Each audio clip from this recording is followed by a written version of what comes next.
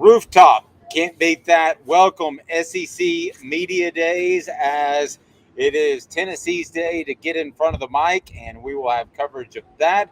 Videos on YouTube throughout the day of Josh Heupel, and also interviews with the three players that will represent Tennessee, and that'll be our own Jacob Warren, Tennessee tight end, Omari Thomas, Tennessee defensive lineman, and of course quarterback Joe Milton. But before we get to that, Tennessee with a major commitment. I'll remind you that portions of the program are brought to you by my friend Andy Mason. Go to andymasonrealestate.com. Best prices, best service in the biz. Nearly 40 years of experience in the real estate biz right there in East Tennessee. If you're making a transaction, do that.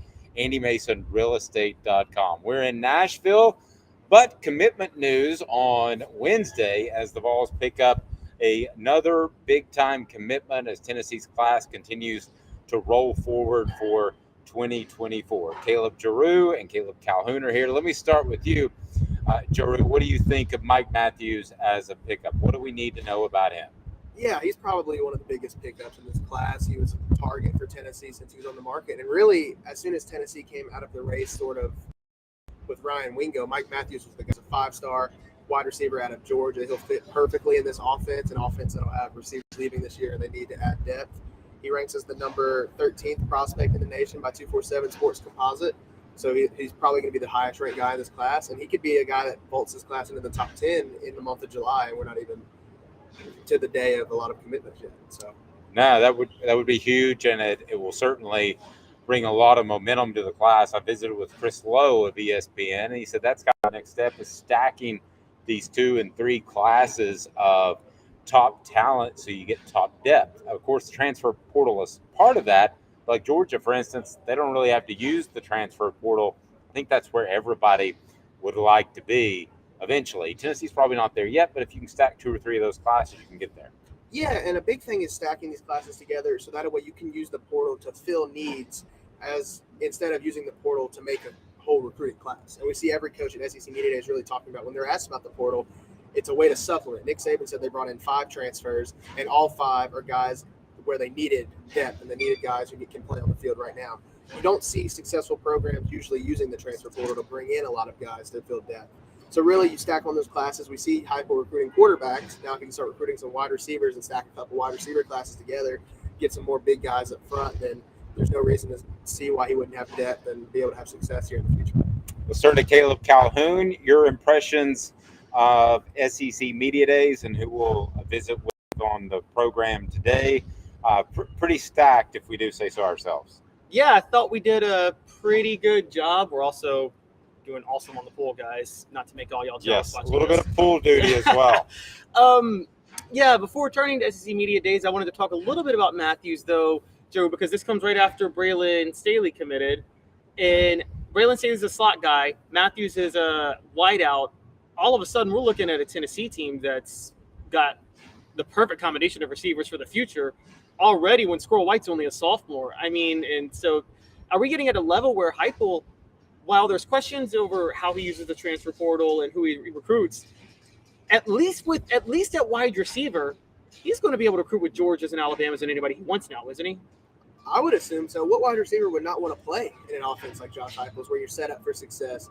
It's a one-read offense, and you have these choice routes where you can get yourself open and get yourself yards. And you know that Heupel's going to recruit quarterbacks. So it's a lot easier to pitch to a guy like Mike Matthews where you say, hey, we have Nico Iamaleava sitting behind Joe Milton ready to play. And behind Nico, we have Jake Merklinger who's going to come in your class and be ready to play. And you have those quarterbacks recruiting wide receivers and guys in these classes. And you do have success. You're going to have a wide receiver factory. And the only thing left, really, Calhoun, is for a wide receiver to make it big in the NFL so Heupel can add that to his list of, hey, if you come here, not only will you get yards in college, but look at Cedric Tillman or Jalen Hyatt, you'll get yards in the NFL too. And I think we're seeing that now with Braylon Staley and Mike Matthews, 2 highly ranked wide receivers in this class. So we will have, I think a big part of that, before I change gears here, I think a big part of that too, not to say it affected Matthews' decision, I thought he was Tennessee all along, but you do have that NCAA specter that's not hanging over Tennessee anymore with the postseason ban. Never thought they were going to get one, but I guarantee you it was being used against them in recruiting.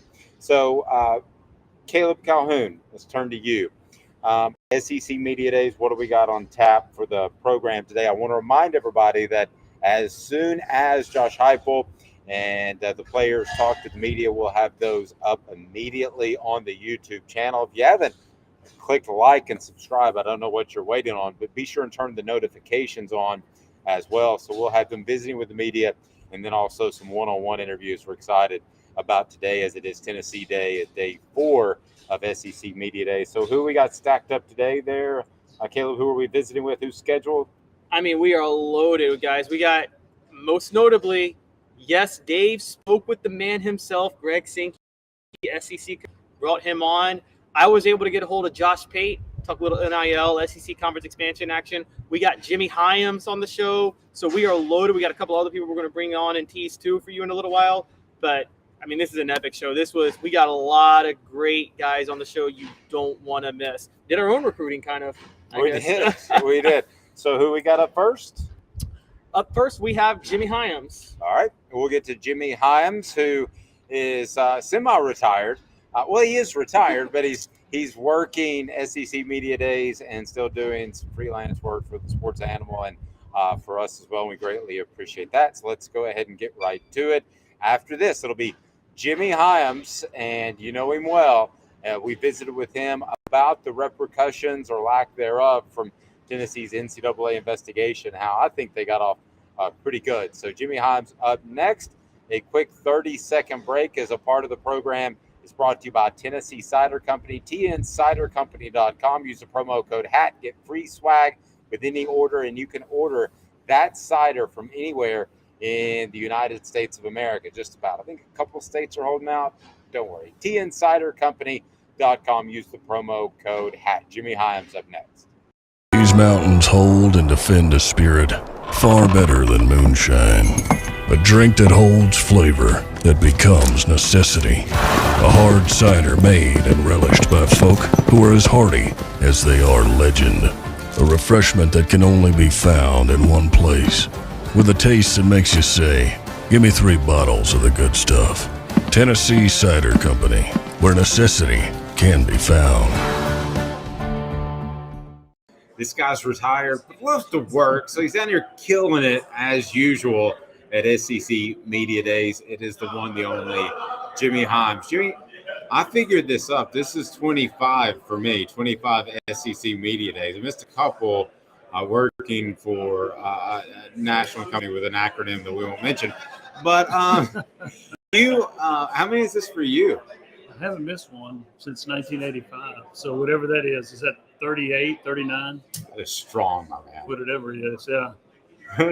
It's football season starts with the media days, doesn't it? It does. And for some reason, I felt like it today. Monday, I wasn't feeling it, but today I'm feeling it. So back in 1985, I thought that players maybe should have gotten paid. They were nowhere close to that. But yeah, they were. Oh, it's true. They were. It's just it a little legal, bit. That's right. It's a little bit different. And I wasn't doing it at the time. So, but with the NIL thing is so interesting to me because it goes state to state. And now you have Greg Sankey basically kind of throwing up his hands this week and saying, I need help from Congress. Yeah. And I don't know when that help could possibly come. I don't think it's a matter of weeks or months. We might be still talking about years. I think so. And there's so many things that Congress has to deal with other than this.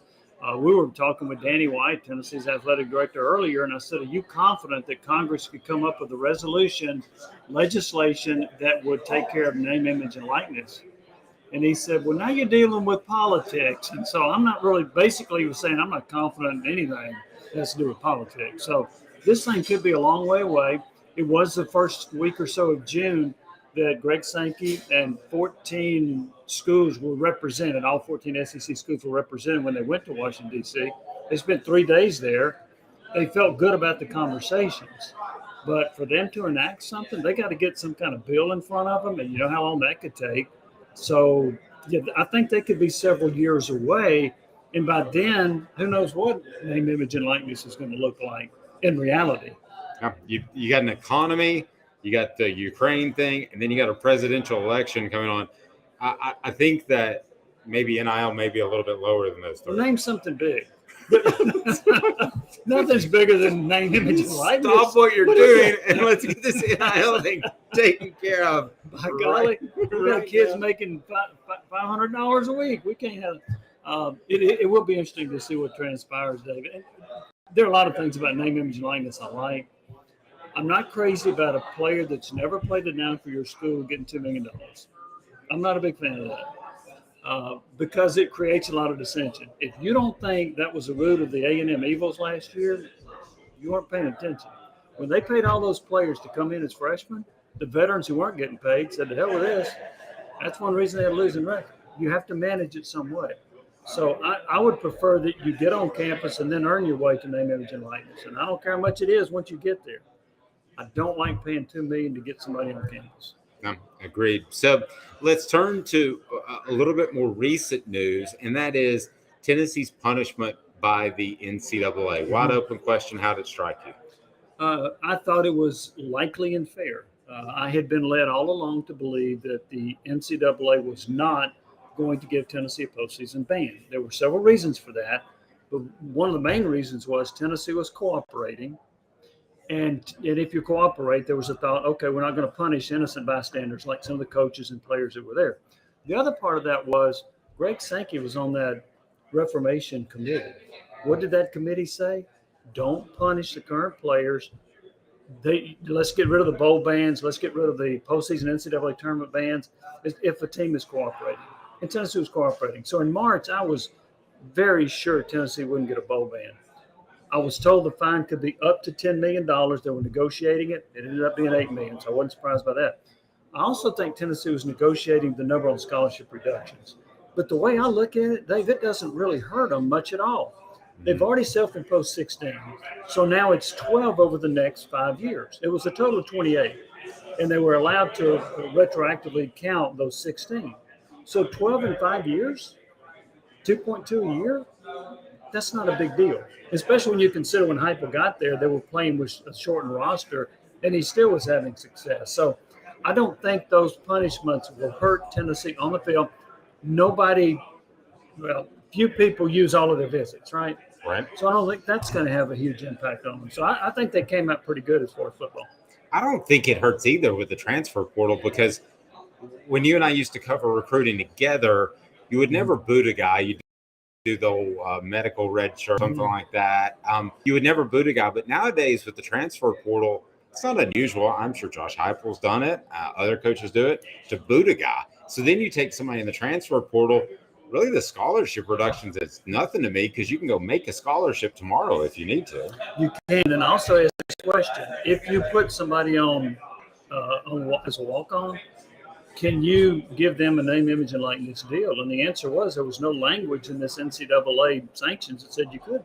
So you could take a tight end, Jacob Warren, take him off scholarship, and he does some name, image, and likeness stuff and makes $100,000. Who knows? Just picking a number out of the air. But that's how you could offset the situation of having a reduction of scholarship. So I don't think it's a big deal at all. We had Off the Hook sports are maybe a small part of that $100,000, but a very small part. So with Jimmy Holmes, I'm Dave Hooker. And then as far as you, I thought your reporting was excellent from SEC spring meetings about the scheduling issue. And I don't know how that gets worked out, but I'm afraid that it's just the end result is going to be no more rivalries like Tennessee, Alabama, like Georgia, Auburn. I don't know that it happens tomorrow or next year or even in the next 5 years, but with the growth of the sport, I just have trouble believing that you're going to be able to hold on to those rivalries long term. I think you can hold on to them if you go to 9 games.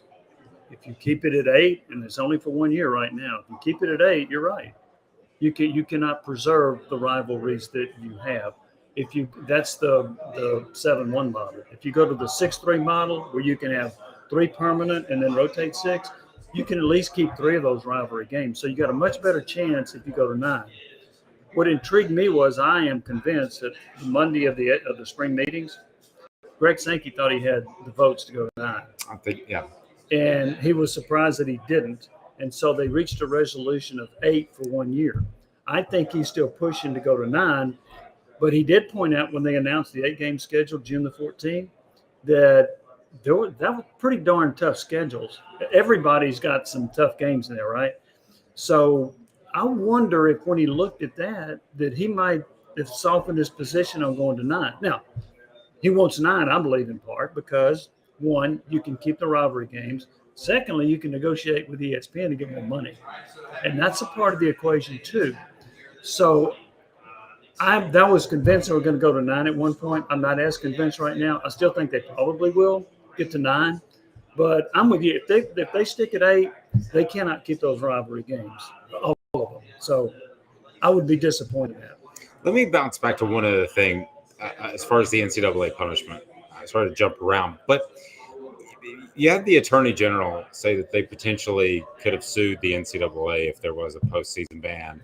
That could be political posturing. It was. You think it's as clear as that, or is it just a sign the NCAA has even less power and only runs a basketball tournament? You are a volunteer member of the NCAA. Okay. So you don't have to be a member of the NCAA. You volunteer. It's a volunteer organization. I thought the lawsuit threat was meaningless. So that would be like if somebody says you can't smoke marijuana on this job, it may be legal, but you're signing up to work for them. Is that kind of a similar analogy? Yeah. If that's their policy, if the Yankees say you can't have facial hair, can't have facial hair. So, I thought that was just a political posturing gesture. I thought it had no teeth to it at all, and I don't think it influenced NCAA at all. My wife says I can't have facial hair because it's all white now. Really? And by the way, it's not red? I was going to ask you. So you know me. I ask people randomly now, I said, what color is my hair? And they say, oh, you're a blonde. No.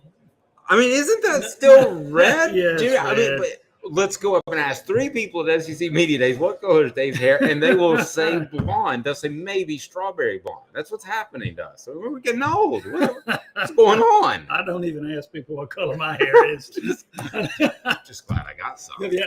There you go. Yeah, compared to some other people here. There's a multitude of people who lost hair at SEC Media Days. We are not one of them.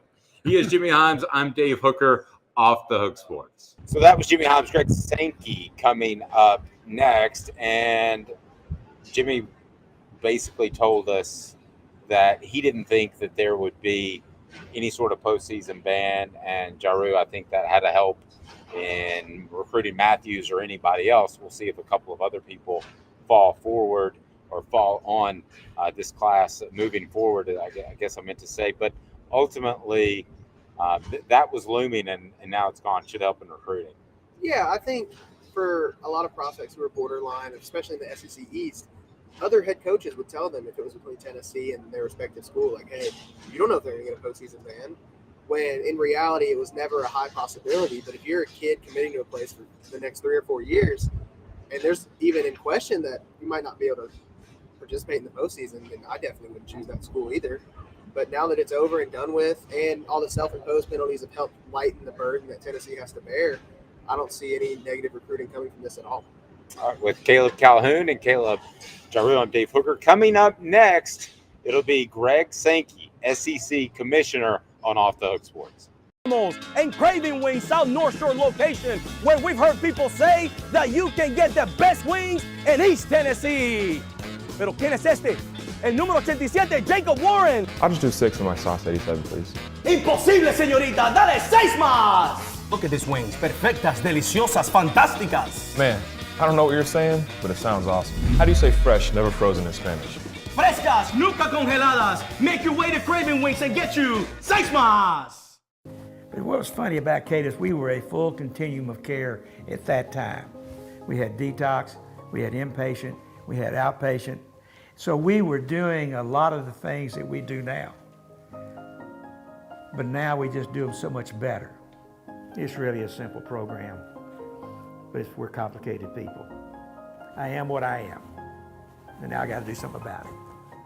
You can take your life back. Call Cadis today. Got cataracts? We can fix that. Never miss another moment. With a little help from Doctors Campbell, Cunningham, Taylor, and Hahn at ccteyes.com. Do you want to own the more that owns every job? Then get to Vassey Lawn and Garden in Cleveland and get you a Toro. I'm David Vassey, here to talk to you about Toro.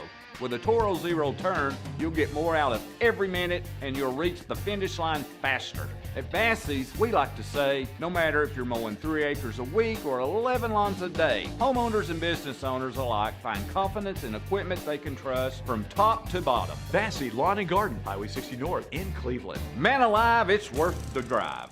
Our family has been creating jewelry since 1986, each piece unique with a story all its own. I'm Rick Terry with Rick Terry Jewelry Designs. I'm a jeweler, and I want to be your jeweler. We're grateful that you chose us to be Knoxville's best jeweler. My family and staff look forward to serving you. So please come see us. Kingston Pike and Campbell Station Road in the heart of Farragut and downtown on Gay Street, right next to the Tennessee Theater. One of my favorite times of the year is visiting with the commissioner, SEC Commissioner Greg Sankey. Thanks for making the time, Commissioner.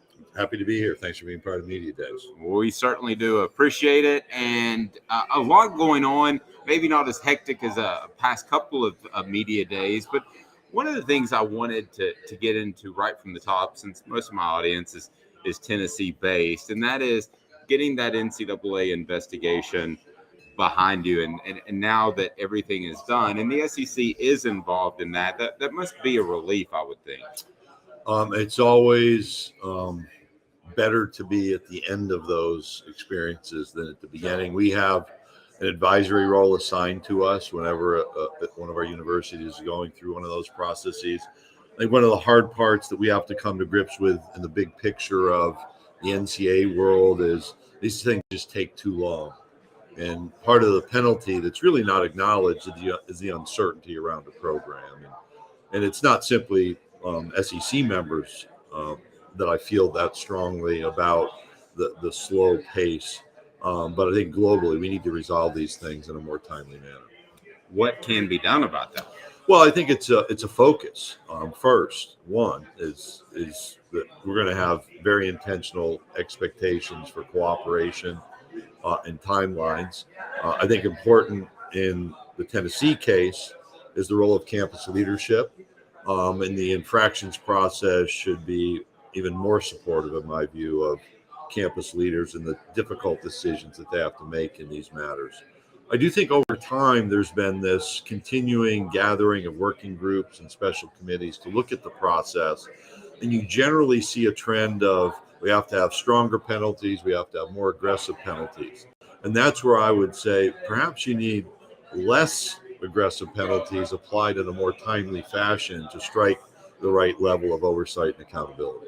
That's interesting. How would you grade Tennessee's level of compliance and working with you and the NCAA? Because this goes way back. I can remember being 10 years old and seeing a Sports Illustrated investigation, and the NCAA got involved. But then athletic director Doug Dickey was all about compliance.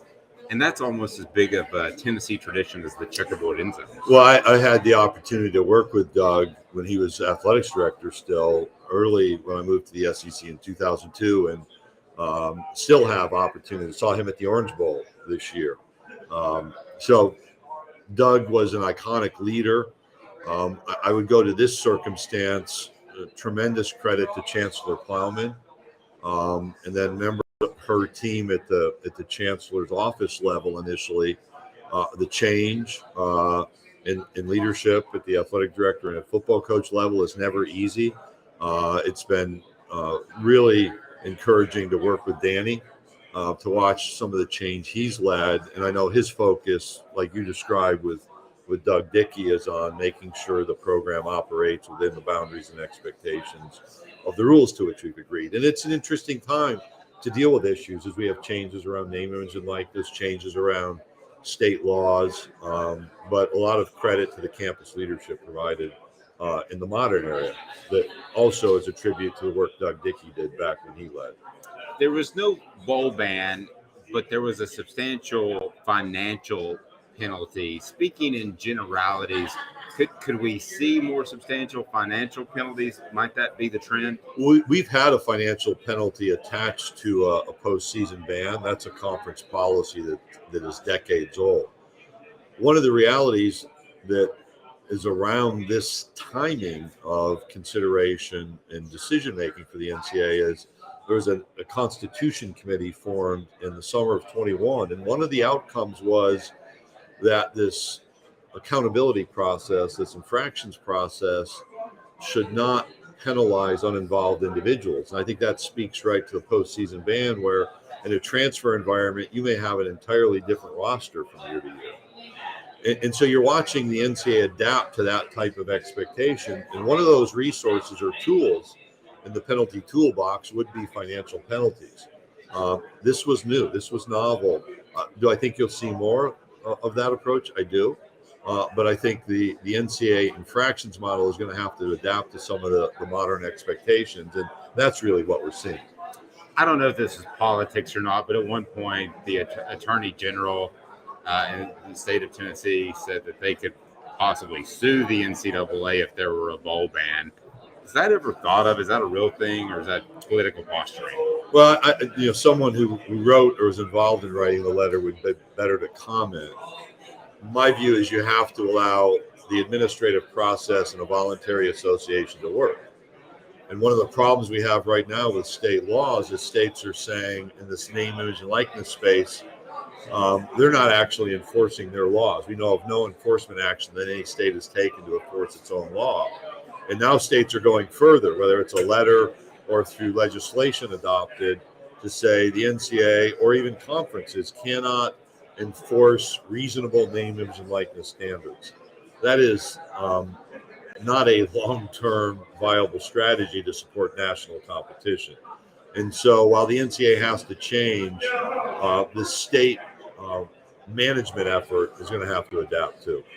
So I visited with you this time last year, and I thought the NIL thing would be fixed in a matter of weeks. And I remember you talking about you got the midterm elections coming up, and then the real elections. I'm like, whoa, we're talking about years. And you mentioned that Congress needs to step in and be involved. With all they've got going on, why would they place a priority on placing some sort of universal NIL rule set? There is, and I acknowledge there's a lot happening. There are economic issues. There's a war in Ukraine. There are, we're seeing military appointments at the center. There are social issues. There's another election coming a year from November. So there is absolutely a lot on the plate of Congress. There's also a reality that the American collegiate athletic system is unique in the world. It is iconic. It draws people in. I've been at games with House members and Senate members, and they look around and say, look at how college athletics brings people together, and we have to protect and support this. And so part of the responsibility that's placed upon Congress is to set federal standards when there is a need. And what I shared Monday is the effort to explain the variety of issues we're facing, and that Congress is the place that can set a clear, uniform national standard around name, image, and likeness activity. I have a responsibility to try to educate and inform our congressional members and leaders about the need for their engagement. The prediction of what will happen is not up to me. It's up to House and Senate leaders and House and Senate members.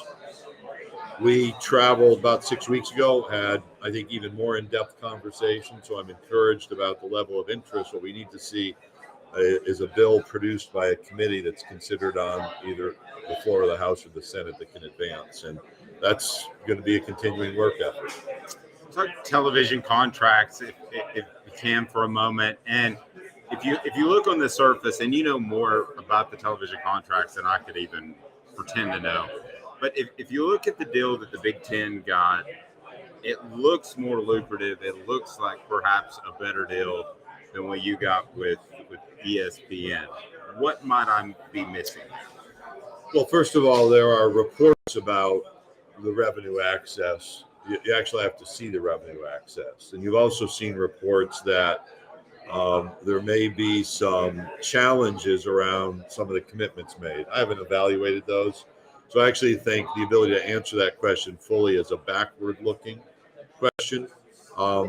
In my time as commissioner since 2015, I walked into 3 different contracts. One with CBS that concludes after this season. One with ESPN for our second level of games. That was originally formed. Both of those contracts date back to 2008, and then an update in 2012 and a network. That's a third contract. The Big Ten had the ability to have shorter term contracts and go to the market at different periods of time than we've had. I think we actually did really well, both financially with our CBS agreement that pivots towards ABC and ESPN. I also know that it's a much more fan-friendly situation where we have the ability next year at Media Days to announce the majority of our kickoff times, to inform our fans of every early kickoff time for the entire season, rather than waiting for 6 or 12 days. And those are trade-offs. Those are value propositions. We'll continue to work to increase our value. I don't think all these stories are fully written on what broadcast agreements mean, and part of our responsibility is to see how we might be able to grow our visibility, provide quality production and presentation, but also develop revenue opportunities. You had said at SEC spring meetings you hope to get the schedule worked out. I got the sense towards the end of it that maybe it wasn't the resolution that you wanted in terms of the schedule model. How would you describe that week personally and the challenges that you faced in trying to get everybody on board? What I thought was we collaborated really well, and that's encouraging to me. Leadership is not dictatorship. Anybody can yell and scream. I think leadership is allowing discussion and debate, disagreement, setting aside some of those disagreements and coming to a common solution. And when you look at the announcement around playing 8 games, I thought that was a healthy outcome for a period of time. And then when you see the reaction to the 8-game matchups, the schedules that were introduced in mid-June, I think there was a wow factor for people as they looked at the strength of schedules overall, the high level of competition, and the huge brands that are coming into our football stadiums. I think all of that's positive. At the end of that process, you have to stop and say, well, we have a 24 schedule. We have to figure out 25. And the discussion about 8 or 9 games will continue. For me personally, I'm probably less invested in a particular number and wanting to make sure we have the right reasons, the right purpose behind our schedule. I think we also want to see the highest level of competition in our football stadiums on a regular basis. And 24, I think, to me, is a healthy start along that, achieving those sets of objectives. What importance do you place on the rivalries? Because as much as I love Georgia, Auburn, Tennessee, Alabama, at some point, if the SEC continues to grow, those may fall by the wayside. But what importance do you place on them? Well, setting growth aside, I think they're enormously important. I think that's part of our history. And one of the reasons that we needed to slow down the decision-making process is to allow, with all of the change we've had in leadership positions, people to consider the placement of those rivalries in their schedule. And what we did in 24 is honor the vast majority of those games of passion, if you will. If we stay at 8, I can't do that every year with every one of these long-standing, really high-level games of passion that generate interest. And so the pressure point around 8 or 9 games, one of them is the number of annual games that are played, whether it's going to be 1 or 3. I think the good news, whether we play 8 or 9 games, is the ability for us to have everyone seen. So every team played by every other team within 2-year periods, and then home and away over a 4-year period. So there's health there. The question is going to be, is every one of these long-standing rivalry games annually, or are some of them going to pivot to be an every other year circumstance? Great stuff. SEC Commissioner Greg Sankey as we broadcast live from SEC Media Days in Nashville. We'll be in Dallas next year, but Nashville for now, and that's Greg Sankey. And it's Greg Sankey. One of the topics that stuck out the most to me is that Sankey needs help from Congress to get this NIL thing sorted out. Caleb, Calhoun, and I don't know that that's going to happen anytime soon. There's a lot of big things going on with our country. So at what point does this NIL thing get figured out? I don't know that we're talking about 2024. It's going to be state-to-state laws, I think, until at least 2025. Yeah, and honestly, I don't understand why there's even state-to-state laws. I don't think Congress should be in the business of this. You guys are going to see an interview with me and Josh Pate in a minute about how Josh Pate and I both agree there's no way for Congress to get involved in NIL without that just resulting in money transferring away from the players back into the hands of administrators. Okay, so for all you guys who don't like NIL out there and think it's killing college football, just understand what you're arguing for. You're not arguing against NIL. You're just arguing for administrators to get that money instead of the players. Administrators who do nothing, who work for the NCAA and have done nothing but make college football way worse than it could be. So I don't know how you guys feel about it, but what can Congress do to regulate NIL that doesn't just result in money going away from the players? I'll tell you what, let's see what Josh Pate thinks about it. Be sure and click that like button, subscribe if you haven't to this point, and you have to set those notifications on because we have more coming. Tennessee's players to hit the podium. We'll have those interviews, those press conferences all on the YouTube channel. So set the notifications on. Here's Caleb Calhoun with Josh Pate. Caleb Calhoun with Off the Hook Sports here, speaking to Josh Pate of Late Kick. Josh, thanks for doing this. Yeah, thanks for having me. I wanted to talk to you for a while, actually, about SEC expansion and conference expansions, because I agree with a lot of what you say, that I don't think it's the best for the sport. But I also love what you say about strength of schedule and things like that. Do you think with the SEC getting so big in a year or two that they're going to have to start factoring in strength of schedule when they actually determine the conference champions, not just college football playoff? I don't think they'll do that because that would say out loud what a lot of us know, which is there's more value behind certain wins because it's tougher to get certain wins. But when you're dealing with the conference now, you got to have the integrity and value of a conference win mean a conference win. You can't say, hey, you beat Florida, therefore we're going to value that more than beating Vanderbilt, although we know it's tougher in a given year to beat Florida than Vanderbilt. So I wouldn't say that. I'd say when you get to the playoff selection committee process, that's when your strength of schedule value really matters. It probably bleeds into the territory you're talking about. So what do you think is going to happen? I mean, because the reason I bring that up too is that if everything is equal next year when they're playing 8 games, no legitimate person could look at Texas's schedule and Alabama's schedule and think that their record is going to be the same thing, if it's the same. I mean, yeah, on one hand that's true. On another hand, any given year, it's tough to see the quality of a team 12 months out. We're sitting here right now and don't know the quality of some of these teams in 2023. So it's tough, to sort of speculate what the value of a win on a team schedule will be 12 months from now, if that makes any sense. Right. What do you think is more important? Because it looks like I think in 2 years we're going to do the 3-6 model, not the 1-7. But either way, you're going to have less rivalries, but you'll play a lot more teams over a 4-year period. Would you rather see college football teams have more annual rivalries or more playing a bunch of different teams over 4 years? Both. There's a way to accomplish both, by the way. So I would love for you to see. I would not only love to see an enhanced conference scheduling model and a more dynamic factor in that. I'd also love to see a model that's nationwide, not just SEC, where you have a certain amount of guaranteed out-of-conference Power 5 competition. I would love to see a model where you play 9 conference games, you play 3 guaranteed Power 5 out-of-conference games. I really don't care if you schedule an FCS as your 12 team. I don't care about that. I just care that I'm looking at maybe like a Michigan schedule right now, and they will not be challenged point spread-wise in the single digits until November. It should never happen in any major conference. And so I think we'll probably get to a point in the expanded playoff where that's less of a fight. So our fan base is largely Tennessee. That's where we're based out of. What chances do you give them against Georgia this year? Because last year it was 27-13, but I thought it was 45-0. Yeah, Georgia 1-2. A couple of things to watch. Number one of the big questions Kirby Smart talked to us about yesterday was, will we be able to affect the quarterback, pass rush? Everyone just assumes it'll be there.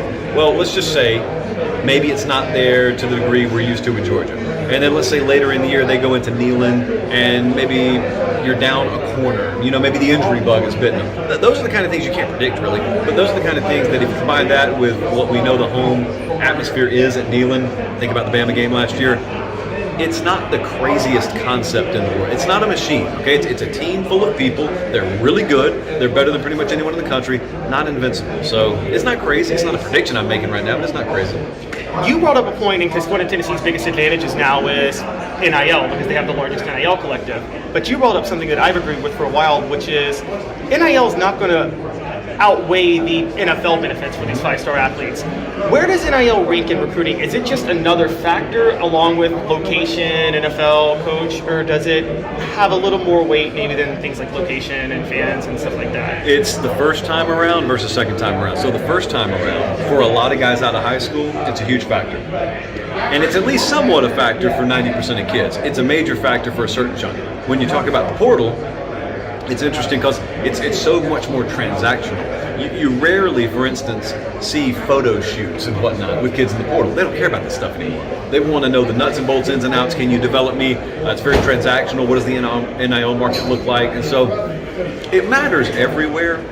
But there's still, and this goes underreported, but there is a large chunk of the student athlete population out there that understands just because you're the highest bidder doesn't make you the best place for me to play. Now there's going to be an NIL market for a player, but I can tell you, not the names, but I can tell you a number of players I have knowledge of just this past cycle who turned down additional easily 5 figures worth of money per year to go to a place because they knew it wasn't the best fit for them. And overall, because Sankey talked on Monday about NIL wanting Congress to get involved, my concern with that is there any way for Congress to get involved that doesn't just involve transferring money out of the hands of the players and back into the hands of executives and officials? No. It's a short answer. No. You don't have a way to do that. And I haven't sensed any confidence from anyone here, in an official capacity at least, that they will have much success on that front. He's Josh Pate with Link to Josh. This is Caleb Calhoun with Off the Hook Sports. Caleb Calhoun with Off the Hook Sports. You guys have a great rest of your day. It's Caleb Calhoun and Josh Pate. Caleb, some of your takeaways from your conversation with Pate? I think what really stood out with me was that Pate and I both agree that it's laughable for the SEC when they expand to 16 teams and you're playing an 8 or 9 game schedule and so many different games are going to be played. It's laughable for them to act like every conference win is equal. Okay, and the idea that they don't want to factor in schedule strength to determine their conference champion is going to be hilarious next year when you look at Texas and Alabama's schedules. And you just, if the teams are the same this year that they were last year, if all the teams that they play are the same next year that they were last year, it's laughable to think that Texas and Alabama's, if they have the same record, would have the same value. Yeah, but couldn't we say the same thing about Georgia's schedule this year, or even Tennessee's schedule? I think if you're part of a conference, I don't know how you would weigh that and view a schedule differently if that's what you're handed by the conference year in and year out. Well, the reason it's the same, so Georgia plays in the East and so does Tennessee and everybody. So your goal is to win your division, and relatively divisional teams almost do play exactly the same schedule. There's only, out of 8 conference games, 2 games are different from any team in a divisional game. But with no divisions and an 8-game schedule and 16 teams, the door's open for, there are 3 SEC teams that have totally different schedules next year, like 7 different games. And I'm just thinking, I don't think that's theoretically possible at that point to say that the champion is real based on record in that way. Jarreau, I would argue this, though, that any of those teams, if they don't play as tough of a schedule because of the rotation, or they do play a tougher schedule, if you can't be at the top 12 at the end of the year, then you're not in the top 12 at the end of the year. I don't believe you deserve to be for a national championship. I mean, ultimately, you've got some wiggle room. We're not talking about the top 2 where a bad schedule could put you in a bad position. We're still talking about the top 12. Yeah, I agree. And I think when we see this college football playoff with the 12 teams, the drop-off from 1 to 12 will probably be massive. So I agree that beating Georgia and beating Vanderbilt should not weigh the same in the new conference scheduling. But I also agree with you. I don't know how much it will matter because the difference between 12 and 13 probably will be easier to decide than right now we have the difference between 4 and 5. Well, what I would say to push back, though, is, again, we're not talking about college football playoff. They're going to factor in the schedule. I'm talking about when the SEC is selecting the top 2 teams to play for the SEC championship game. I think the SEC themselves should factor in schedule strength at this point. Well, I mean, I understand that too, and you're going to have a log jam, so you're going to have some sort of tiebreaker. We've had that situation crop up before where there was a three-way tie towards the end of the year at one point. So whether they go by points scored against common opponent or whatever the case may be, that's ultimately, I think, the way they're going to have to work it out. I don't know how you could weigh a conference win against one opponent as higher over another conference opponent. That to me seems even more complicated than the system of the three-way tie, which is pretty complicated already. So what do we have coming up next, Caleb? Got a couple more interviews. We will speak with Chris Lowe. We're going to bring him in. And you and him had a lot to say, so we'll talk a little bit about what he said. We got a lot more to tease for you guys pretty soon. Chris Lowe, after this, stay tuned. Off Those Sports Live from SEC Media Days in Nashville, Tennessee. From the heat and cool off with some cold draft cider. With free samples on draft and lots of flavors to choose from, Tennessee Cider Company prepares a hard cider that's easy to enjoy. Made from our home, so you can take it to yours. Add us to your list for shopping and fun experiences. You'll be glad you made the trip. Find our cidery in the Mountain Mall on the Gatlinburg Parkway. Sip smart. Sip the good stuff. Sip Tennessee Cider Company. From SEC Media Days in Nashville, Tennessee, it is Chris Lowe. You know him well, ESPN senior writer. He covered Tennessee for a number of years, continues to break stories for Tennessee and throughout the SEC. Chris, I appreciate the time. How are you? Good, Dave. It's good to be with you, man. It's quite an event here. It gets bigger every year, it seems like, doesn't it? It does. A little bit bigger than it was like five guys covering a Tennessee football practice. You, me, Brent, and that was I'm trying to remember, somebody from the Chattanooga Times. Andy Staples was there for a while, yeah. Yeah, we watched a lot of football, of which we probably got like 2% of knowledge out of it. Well, that's back when you could actually watch practice. You know, when you could go to practice and watch it. Yeah. I know that seems like archaic now. No coach lets you go to watch football practice. But, you know, in the late 90s, early 2000s, you could actually go to watch practice. And you got a little bit of a feel for the team. Those days are long gone. Yep, they are. I feel like Tennessee got a pretty good deal out of the NCAA investigation. I thought the judgment was fair, and I didn't think Tennessee deserved a postseason ban. What did you think about it? Well, I guess it depends on the way you look at it. If you look at it from other schools in the last few years that got postseason bans, Oklahoma State in basketball. I mean, you go back to Ohio State, and they got skewered pretty good for selling tattoos. You know, apparel for tattoos, to parlor. I thought what Tennessee did, Dave, going to be the model for the way schools handle these things going forward. Is they're going to try to jump on it quick. They're going to have the chancellor, the president, chancellor on down, really sort of take a hold of this, bring in a firm like Tennessee did, be willing to pay a ton of money in legal fees, a ton of money in fees to the NCAA, and just basically say, you know what, we didn't know anything about it. This was not on our watch. We've got everybody, coaches, players, staff members who are part of this and the NCAA's mercy. And this is a different NCAA now than there was 2, 3, 4, 5 years ago.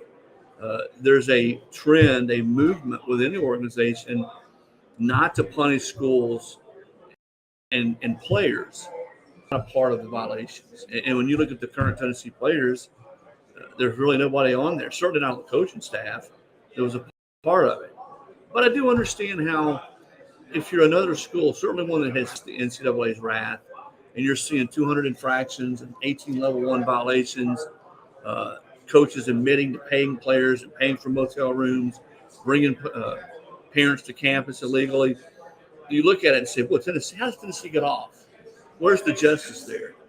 So I see both sides of it. I do think Tennessee did a really good job of navigating this situation. Donnie Plowman, the chancellor, deserves a lot of credit. Randy Boyd, the president, and then certainly Danny White. The way they just sort of all worked together and did everything and anything they could to make sure that they avoided a postseason ban. Did you think there was a chance they could get a postseason ban recently? Early on, but not as the process went on. I was told by somebody pretty close to the situation and had been saying all along that once Tennessee went to Cincinnati for the hearings that they would not get one. I think it was really almost already worked out. But I think the Committee on Infractions wanted Tennessee to come, want them to appear before the committee on infractions, almost, pardon the phrase, but to get a little piece of their high, and say, tisk, you better not do this again. But I think at that point it was pretty much done. They were not going to get the postseason ban, would instead have to pay an $8 million fine, which is really closer to $9 million when you include all the other fees and fines, et cetera. And so, no, I didn't. At the end, I did not expect them to. And people say, I've had people say, well, do you think they should have? Not really. Not if the NCAA truly wants to protect coaches and players who are not part of the violations, then I don't know how you punish this group of Tennessee players and coaches. No, I see that. And I tend to think that this new way of thinking is a better way of thinking because it is Jeremy Pruitt who caught the brunt of this. And if I'm a coach moving forward, I think of Pete Carroll, who was able just to kind of run off when things have gone so south at Southern Cal. And if I'm a coach now, I'm going to think twice before I'm doing these things because it hurts me. Yeah, and that's the thinking, that we want to punish the people who are actually committing the violations, the coaches, the assistant coaches, administrators that sort of are negligent and look the other way.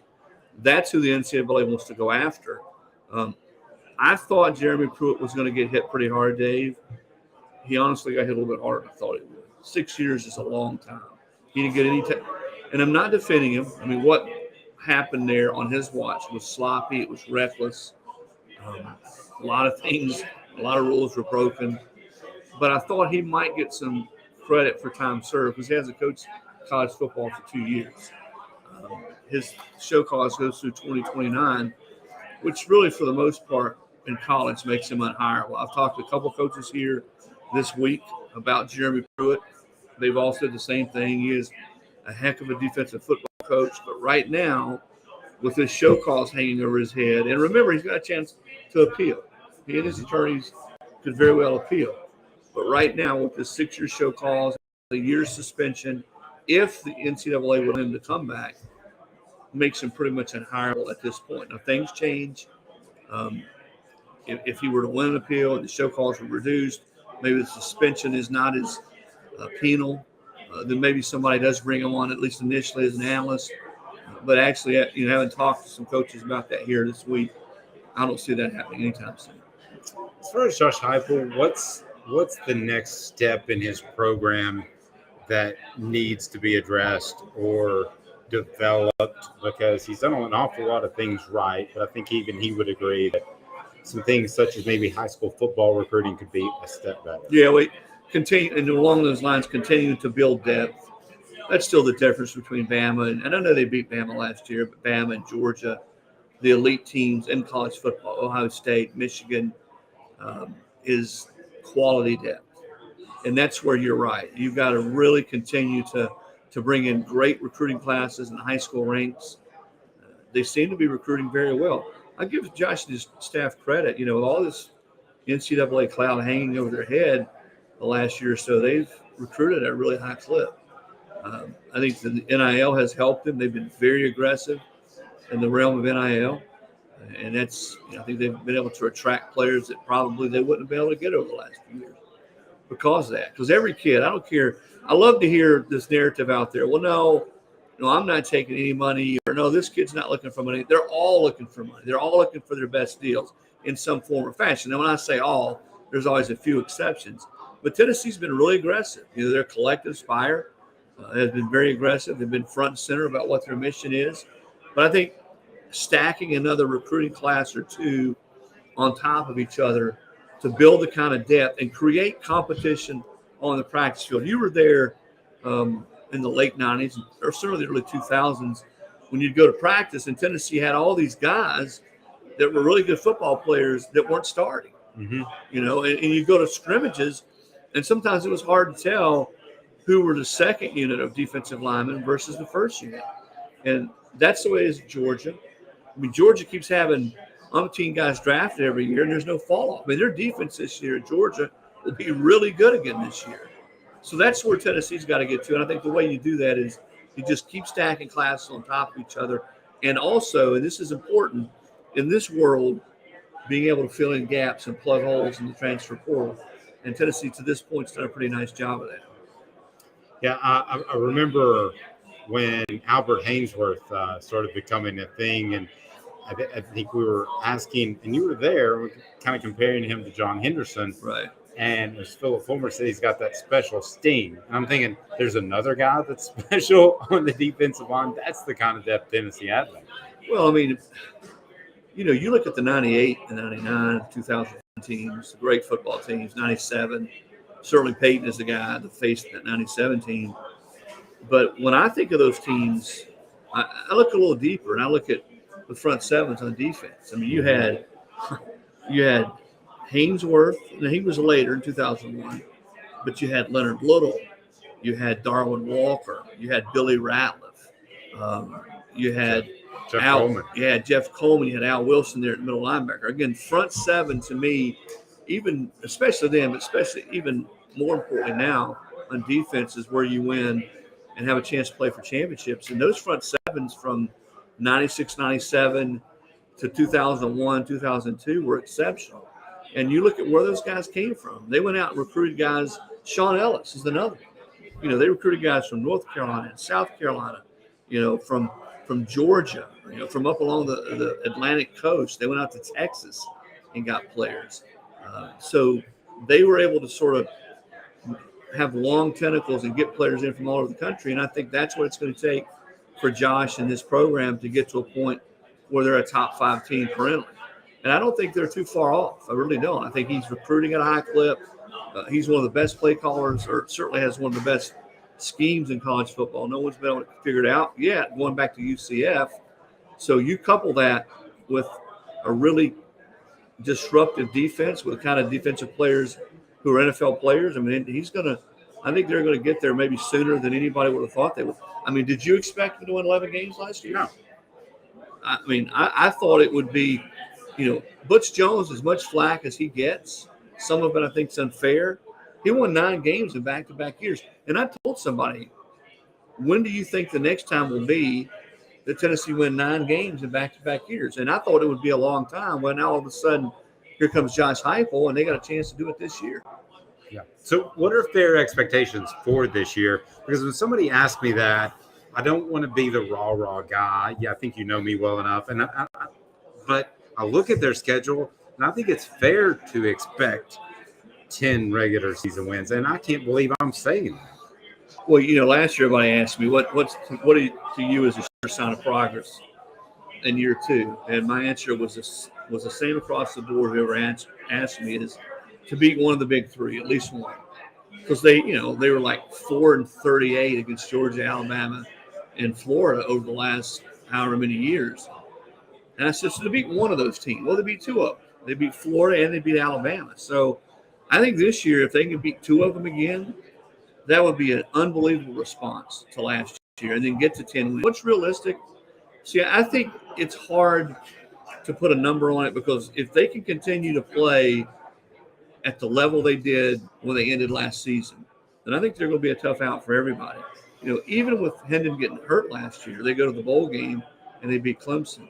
See, I think the key is everybody talks about Joe Milton. I think Joe Milton will be a really good quarterback. I'm not ready to step out there and say he's going to win the Heisman like some people are, but I think defensively, can they take the step forward defensively? If they do, then I agree with you. I think 10 wins is very realistic. But you know what, Dave? I think Texas A&M will be better than people think they are this year. Tennessee plays A&M. We know how good Georgia is. They have to play at Alabama. You think Alabama will be ready for that game? Yeah. They go to Florida. Now, I don't think Florida's going to be a great football team, but I still think playing down there early in the season is always hard. And here's one. I would watch Kentucky, too. Kentucky is at Kentucky. Tennessee's had their number. But they bring Liam Cohen back as their OC. They bring Leary in as their quarterback from NC State, who has a ton of snaps. That's a game that, even though Tennessee has really just sort of beat up on Kentucky, that's one I would watch, because I think Kentucky has a chance to be one of the bounce-back teams in the league. But, no, I like Tennessee's team. I like the culture that Josh has built. I like the fact that he is pretty much who he is all the time. He's not up or down. And I think his team has played that way. I think that's very reflective of the way his team has played the last 2 years.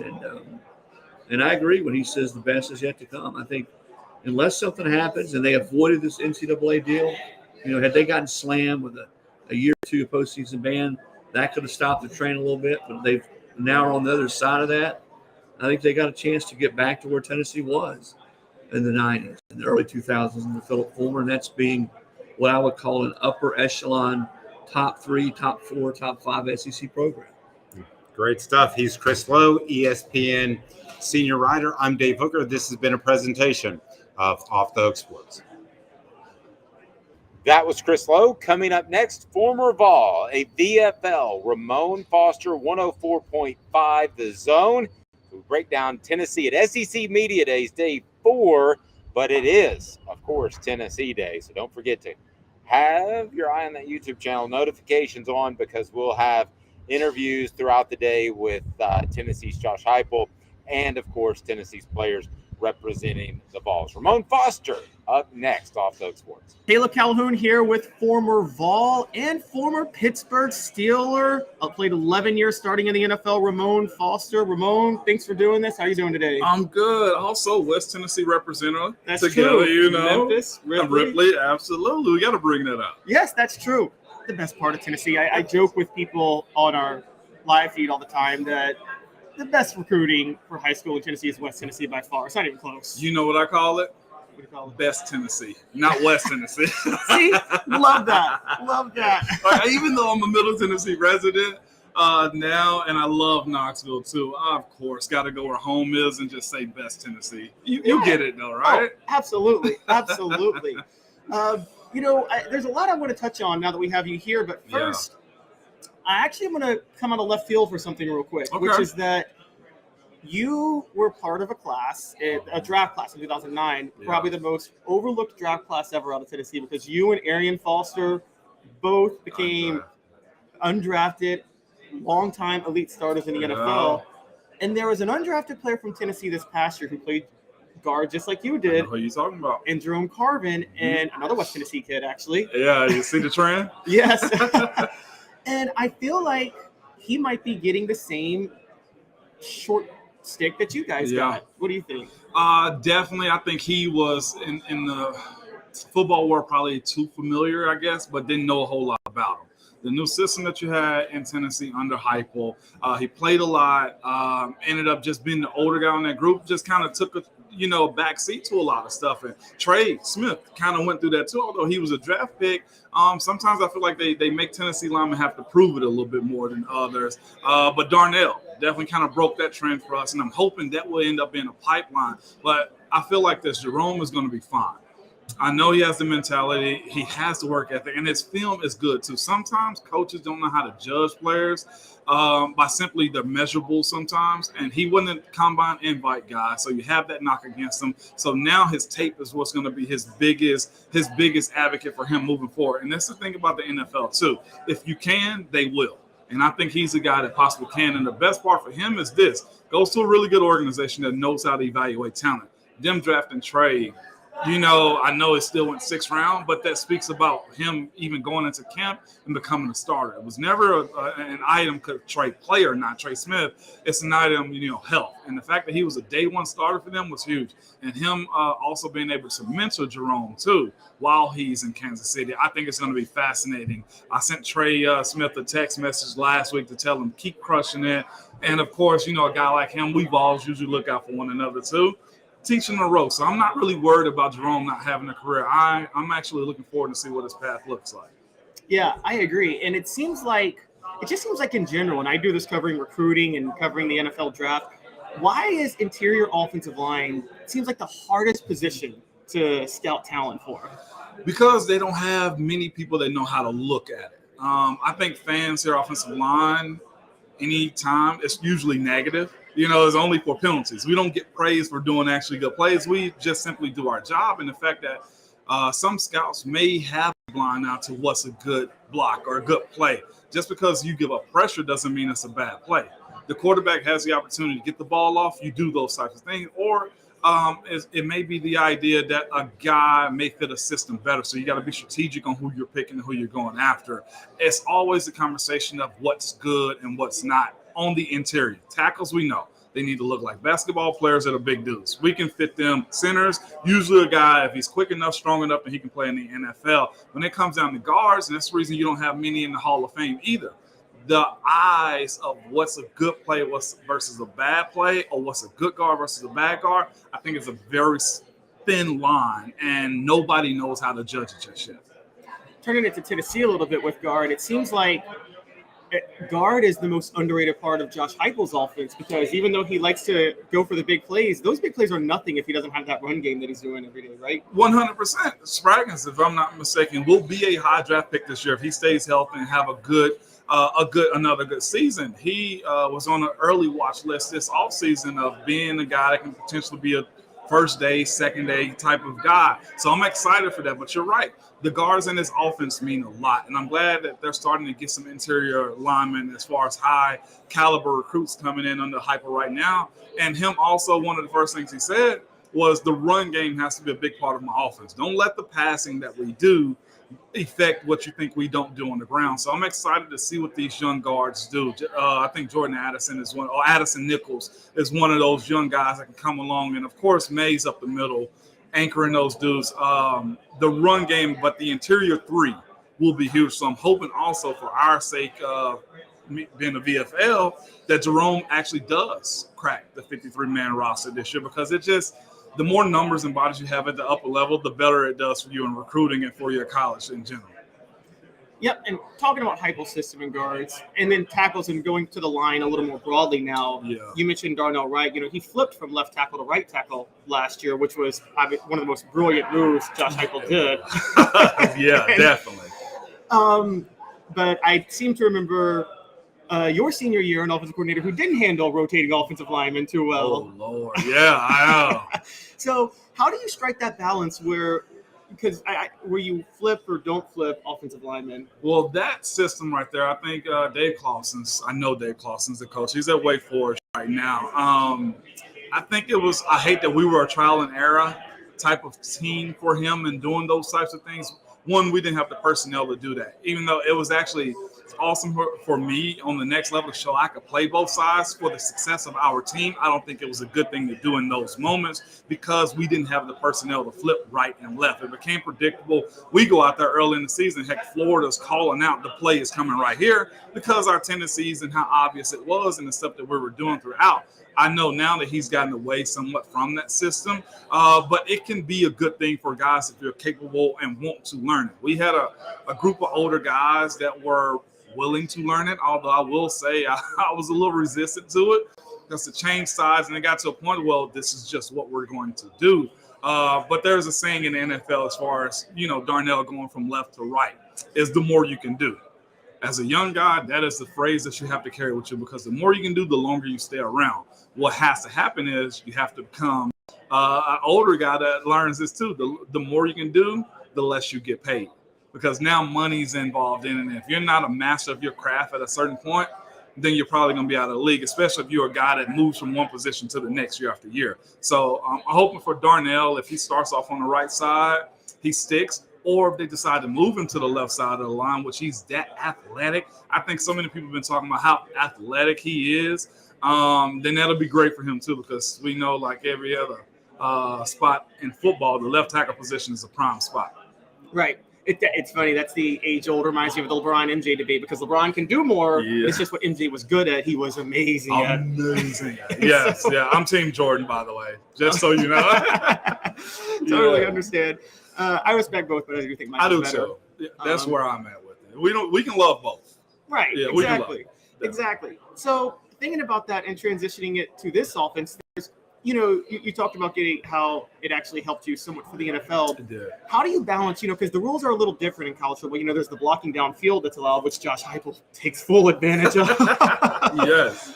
How do you balance the X's and O's versus player development? Because I will say with David Cutcliffe, player development was amazing under him. Yes, it was. It was big under Coach Cut.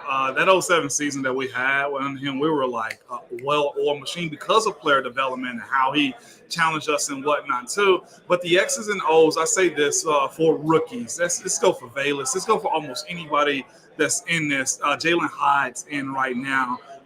As far as some of the young guys, right, offensively, in the X's and O's. Your rookie years is making a splash. Whatever you do well, do those things. If Jay want to send Jalen on go routes the entire practice or the entire season, do that well because you get an opportunity to establish yourself as a pro.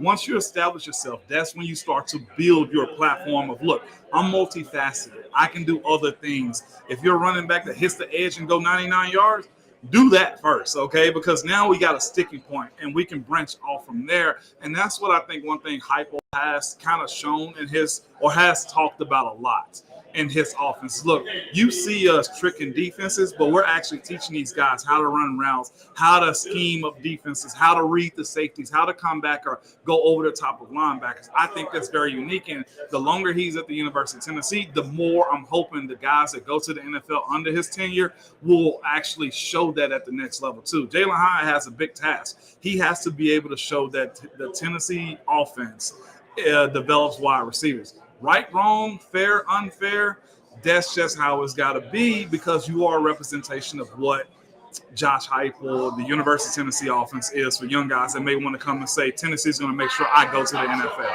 Right. I mean, I'm sure that had to be a big thing for you because Philip Fulmer was known for developing offensive linemen. That played a huge part in it. It really did. When I committed to the University of Tennessee, I knew they developed linemen. I knew I was going to have to work and prove myself to become a starter, but they develop offensive linemen. And me going into the NFL, even as an undrafted, my knowledge, my technique, and my understanding of how to play physical came from the University of Tennessee. And is it important to? I heard Mike Kivin say this one time, where it's like when you talk about schemes and installing X's and O's, but he said, but you don't want players that are young. You prefer them play fast and physical to think too much. Is that more important? 100%. That's all you really want. What was told to me was this: as an undrafted guy, it's like, we know you can play, but if you show some fights, you will make it here on this football team. And you know what I did? Play fast, and I fought, literally and figuratively. Sometimes I had to get into some fights in camp just to prove myself because it is young 22-year-olds and even younger now, some 20-year-olds going to the NFL with guys that's already got 8 years on you. So if you don't show you belong or that you're willing to fight for what you want out of it as a young guy, you're going to be washed out. A lot of people ask questions like, how didn't that guy make it? One, probably mentally just couldn't stomach, guys been better than him. That is a thing too. Or just physically not willing to fight. Like a lot of guys going to college, you know how recruiting goes. They'll give you your spot sometimes, or you're promised like, hey, look, halfway through the season, we're going to work you in. In NFL, it's not that. Either you do or you don't. And being young and fast and fighting and finishing plays a huge part in sticking around in NFL. But coaches are quick to say, what kept you around in year one won't keep you around in year two. Right. So thinking about this year with Tennessee and talking about the SEC as a whole, do you think what do you think their chances are to beat Georgia in November this year? In Neyland, I'd almost give it 50-50. We got to see how Georgia feels. No. But this is also coming from a guy in my era of playing from 04 to 08. We fared well against the Dogs. I would never forget that 07 game y'all played Georgia where y'all just manhandled their defensive line. Seriously, and I know they're a different Georgia now. And I've actually talked to some people around that organization that says Tennessee is the one team that we circled that we still hadn't figured. So when I hear that, when I talk to people that I know, and I have the understanding that, look, we can play well with Georgia. It's got to be clean. But I look at Georgia as a team that we can compete with. If we lose and it's only about 3 to 6 points, we're closer, and probably more close than what Kirby would actually want to feel the pressure of the Vols being that close. That offense, say what you want to, does confuse and put teams' defenses in a bad spot. And if you have a defense led by Tim Banks that can get off the field or create chaos and actually utilize those outside rushers, D tackles, and hopefully cornerbacks and safeties that you've got, and also actually having a middle linebacking core now, I don't see why not. And what's intriguing about that game this year is, well, you played on the first team I remember that was in for Tennessee that was an important November game. Yeah. Because typically Tennessee is like, oh, Vanderbilt, Kentucky, let's sleep through it. But that year Kentucky was good. Yep. You'll had to play Darren McFadden in Arkansas. Come on, man. and actually a really dangerous Vanderbilt team that year.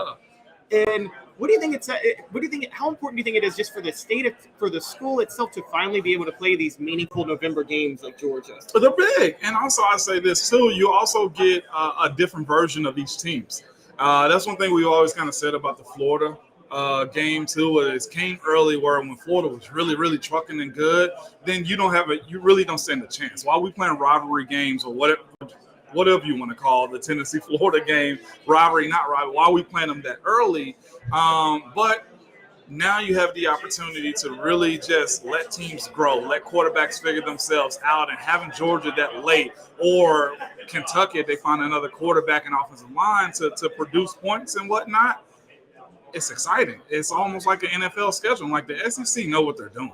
They schedule these games to be good. I recently saw the LSU schedule. We were talking about them on our show. LSU has Texas A&M the last game of the season. That's not a throwaway.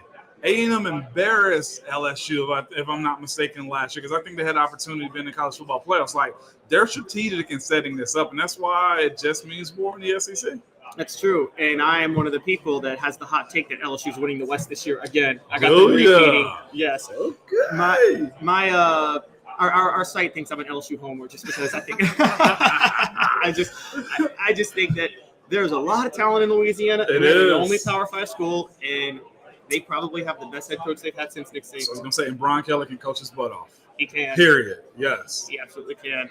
Ramon, thanks so much for doing this. No really doubt. appreciate it. You have a great one. Enjoy the rest of your time at SEC Media Days. We'll see what turns up. I know Alabama's coming through here, so we'll see what happens. Nick Saban's very political speech. We're going to play very hard this year. Rat poison and stuff like that. Yeah, 100%. But it's been fun. I'm enjoying it. All right. Thanks a lot. With Ramon Foster, this has been Caleb Calhoun with Off the Hook Sports. That was Ramon Foster as we broadcast live from SEC Media Days Day 4. It is the Vols. Coming up next, Ryan McGee of ESPN in 30 seconds. Stay tuned. Off the Hook Sports. A hard cider that's easy to enjoy, one that's crafted to perfection. You need Tennessee Cider Company. Some say it's the signature cider of the South. Others say it's the cure to your craving. They all say you'll savor every sip. With a selection of ciders free to sample, all it takes is one taste. Visit tncidercompany.com for more information, as well as to shop our ciders and merchandise online. Thirsty yet? Doors open at 10 a.m.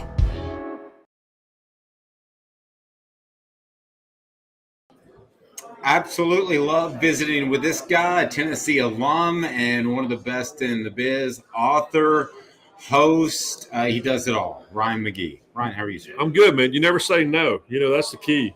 Everybody's like, you're so busy. I'm like, yes, because if I say no, somebody else is going to say yes, and they won't call again. So, yeah, that's the deal. You're also the best. I steal your dad jokes on Twitter that you leave for your kids. Well, it's funny. My daughter just graduated high school, and so we've had the conversation. Like, what do I keep doing the dad jokes or not? And I think if I don't do them, she'll be mad at me. So we'll see. I've got one for you. Okay. Do you know Stephen King's son name is Joe? And I'm not Joe King. That's I'm stealing that. Totally stealing it. That's the thing, too. People are like, where do you come up with them? In the beginning, I would come up with them, but then people started sending them to me, like on Twitter. And so I just was shamelessly just take it and post it and act like it was my own. So, yeah. It's called sampling. Well, there's a lot of people in this room that do that anyway. So I was like, I do it with dad jokes. Tell me about Tennessee. Yeah. You and I have seen some really lean years. Yes. But we go back to the 90s and early 2000s when they were pretty special. Yeah. Ma, what a ride it's been, and I think they've got an answer in Josh Heupel. What do you think? I do too, and Danny White, you know, and I would even go to Dante Plowman, you know, the chancellor. You see the way that she and Danny White handled this, you know, this NCAA stuff. The only reason that kept in the postseason was because the chancellor and the athletic director got out ahead of all of this, you know. And so it is, you cannot overstate the importance of the chancellor, the athletic director, director and the head on the same page. You just can't. And, what you and I have seen over the years is that when the athletic director and the coach don't see eye to eye, or the chancellor and the athletic director don't see eye to eye, or any one piece of that, there have been years where none of the three of them saw eye to eye. And so when everybody is on the same page, and they know that we need to have discussions about things, it makes all the difference in the world. And so that's why I have confidence. And I do think Heupel's the guy. And there's a confidence about him. No one's ever questioned his ability to move the football. The only question left to be answered is, can you sustain it long term? How good of a coach are you without Hendon Hooker behind center? There's still a lot of that out there, but I have confidence that you can keep this rolling.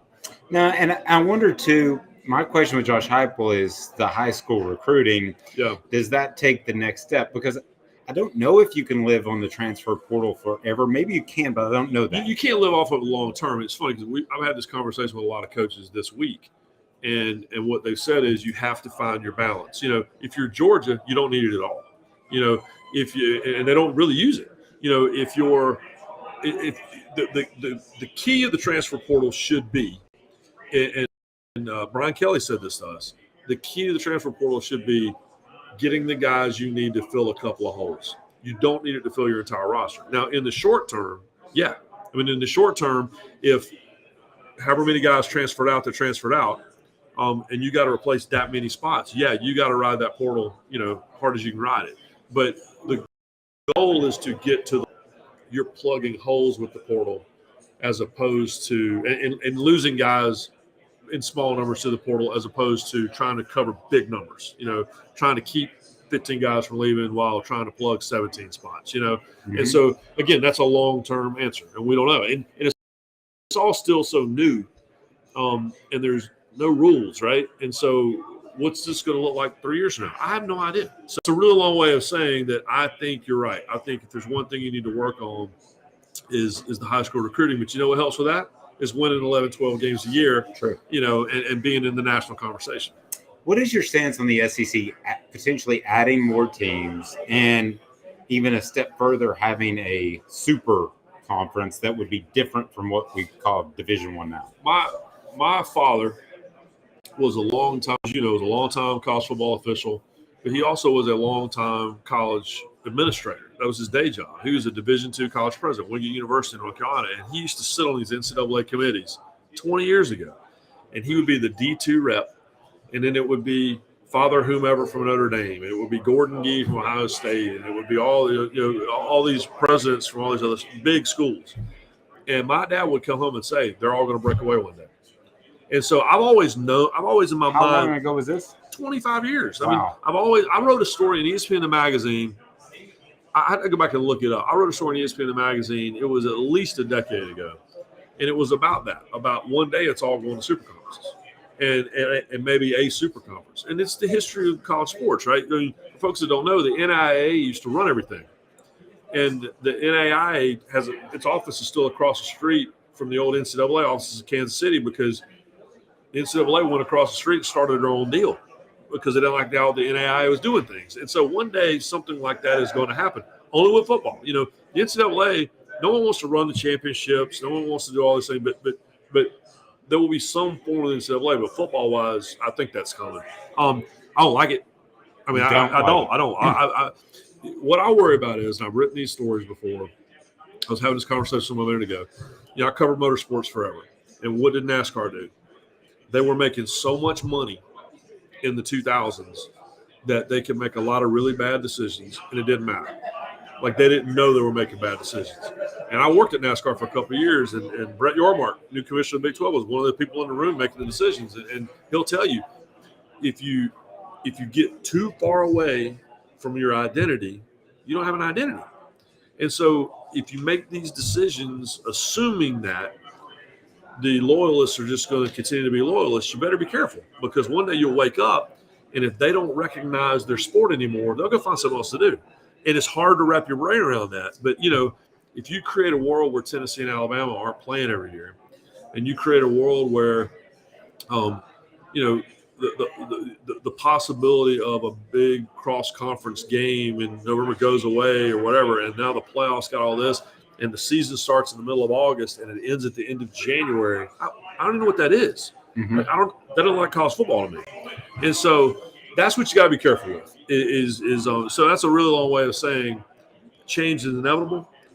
If you're Greg Sankey, you have to take Texas and Oklahoma, or you get fired. I mean, if they are expressing interest, you have to take them. I get that, but you also have to recognize where do you slow down a little bit, because if you just keep making decision after decision after decision after decision, you can't assume that the old folks with the gray hair that pay for everything will stick around, right? True. Okay, so let me ask you this: if you were the czar of college football, yeah, would you have stopped it at the BCS? Would you have stopped at the 4-game playoff? Now the 12-game playoff. Obviously, you wouldn't go bigger based on what you said. Where would you have stopped? I like 8. I like a divisible number. I don't like buys. I think buys are NFL. My biggest thing is I like the NFL fine. I'm a college football guy. What I don't like is I don't like for my Saturdays to look like Sundays. If I wanted to watch Sunday football, I watch Sunday football. I don't. I watch Saturday football. And when you start talking about buys in a playoff, and you start talking about essentially wild cards, and you start talking about a national conference that's divided down the middle, it's the NFL. Mm-hmm. And a season that starts in August and ends in January, it's the NFL. And that's not what I want. I want Saturday football. And so that's the thing. When bowl games no longer are a thing, and it all just feeds into a playoff, that's the NFL. Yeah. And I don't want to watch the NFL. And so I don't think it's going to fully get there. At least I hope. I have all the confidence in the world, Greg Sankey. But you also have to do the things that you need to do to make sure that you survive and that you don't become the ACC. And the conversations are we even going to be here 5 years from now? And so I get it, but it's just don't forget. To me, that's Amen. The challenge. Yeah. Are there any other schools that if they came calling, you feel like Greg Sankey would have to take?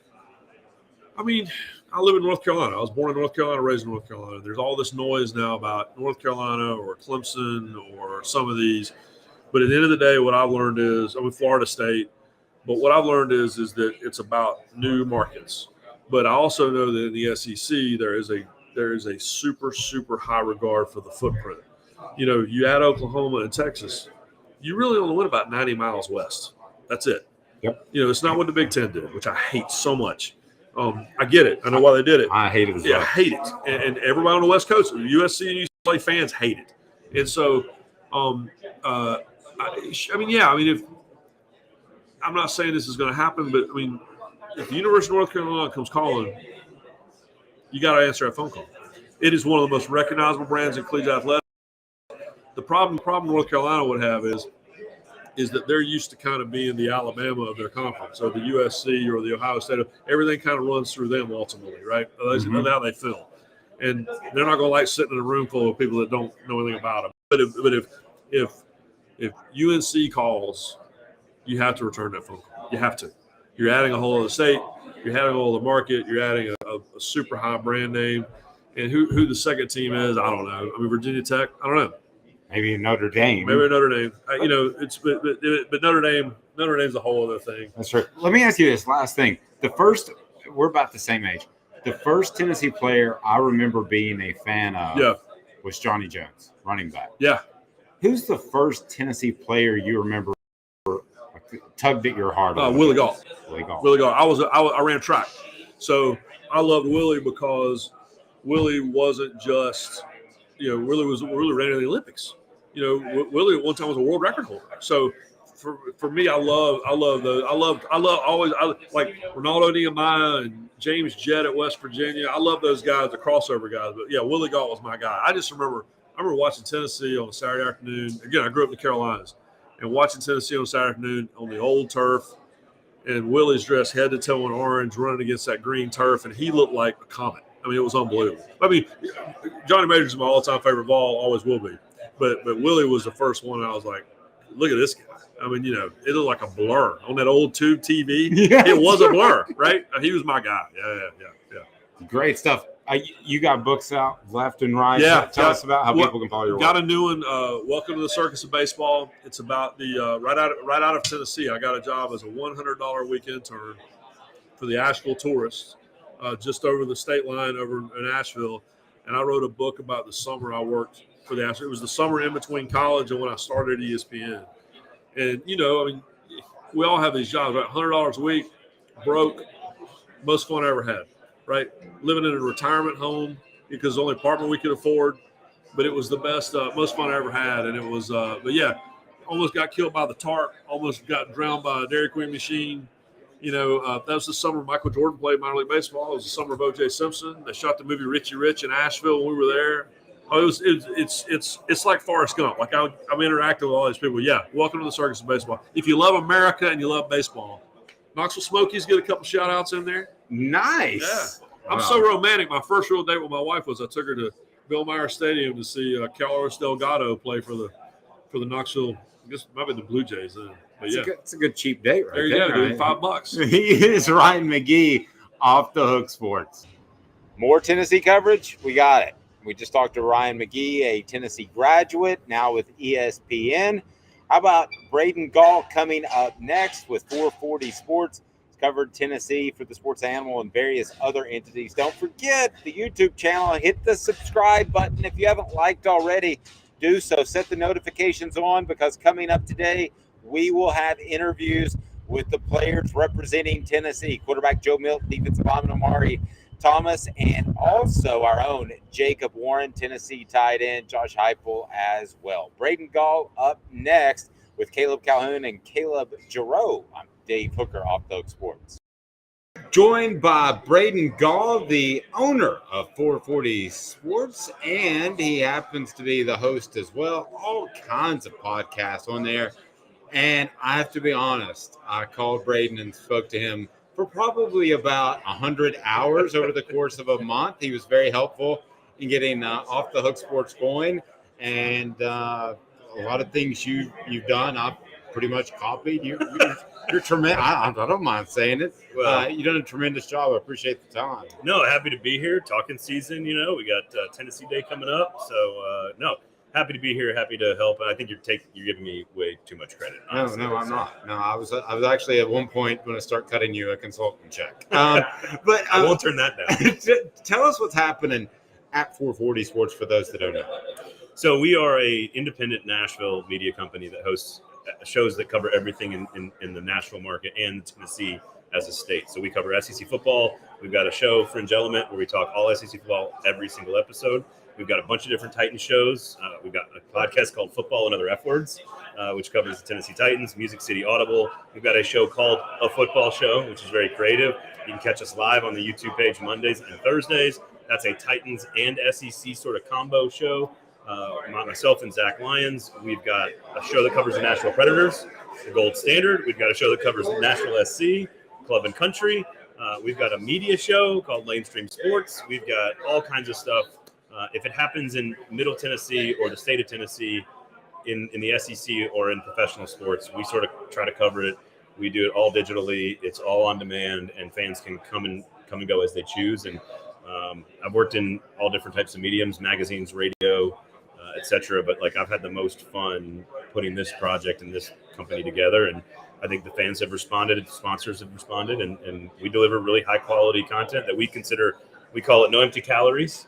It's all nutritional content. It's long form conversations. It's in-depth analysis, and we're having fun doing it. So check out all of those things I just mentioned. No, I love it. And I wanted to get because you have your finger on the pulse of the mid-state area, which I think maybe 3 years ago, hands down, was a Titans area, Tennessee Titans.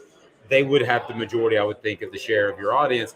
And then UT comes in, and they've been a presence before, but now with Josh Heupel, how does that change the dynamic of the sports world in Nashville? So the Titans, I love this question because I'm fascinated by what people are interested in. Me too. And so when I moved to Tennessee in 1997, Nashville was a Tennessee volunteer market, number one, obviously, and NASCAR. Those are the two things that the city paid attention to a lot. SEC football and NASCAR were top two. And then in the late 90s, we vote as a city to bring the Titans. We build what is now Bridgestone Arena and bring the Preds. And we decided to become a professional sports town. That happened to coincide with Tennessee kind of becoming a mess, University of Tennessee becoming a mess. The night we drove old Kiffy down is basically when that started. And so what the Titans still dominate ratings on the whole by like insane margins. But what happened is we became like an Alabama market right around 2007. I don't know how that worked out, but it was Mike Shula. The power T's started disappearing off the cars, and the script A's started showing up, and Alabama was the big draw in the market. University of Tennessee still did very well, but it was the big Alabama games that would get the biggest ratings. So we kind of became like this weird, like, I think there's a lot of bandwagon fans that just sort of started showing their A's a little bit more around town. And this past year, all this rambling to get to, the Titans pull about 22s, 23s in our market, which is about 250,000 people, which is about a third of the market, a little less than a third of the market.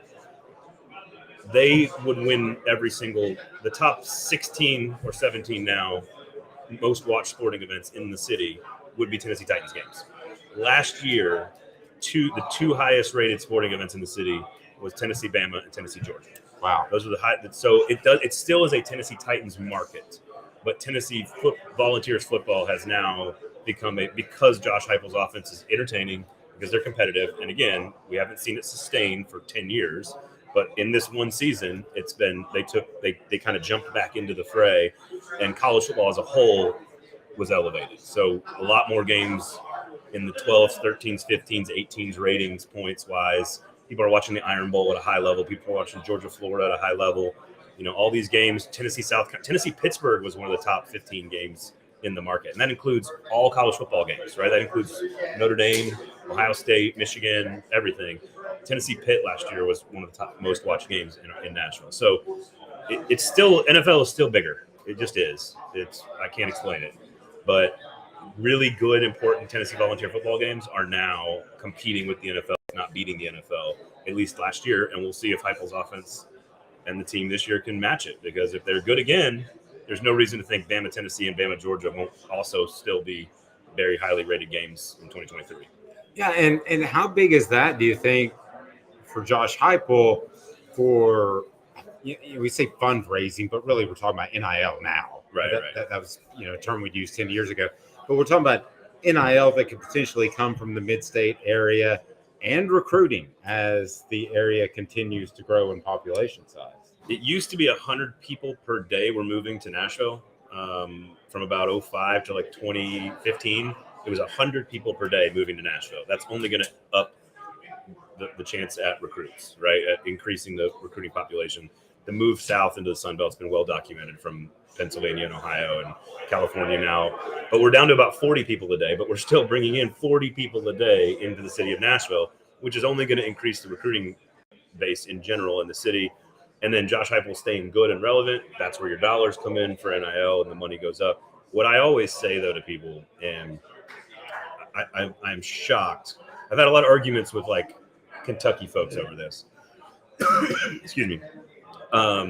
Tennessee's recruiting base, the 6-hour radius around Knoxville, which is largely the number one indicator of where a player is going to go. And I've talked to a lot of players actually recently about NIL money, and it's less of the money starting to level out. So it's starting to go back to more traditional decision making, where you decide on relationship with coach, geography, system, and that because the money's starting to even out, right? Like Auburn and Tennessee and Alabama and Florida are all offering about the same amount of money now. So it goes back to the regular stuff, right? It goes back to recruiting. Offensive system, right, is where Josh Heupel would sell this. But the 6-hour radius around Knoxville, I would attest, has been significantly better every step of the way than it ever gets credit for.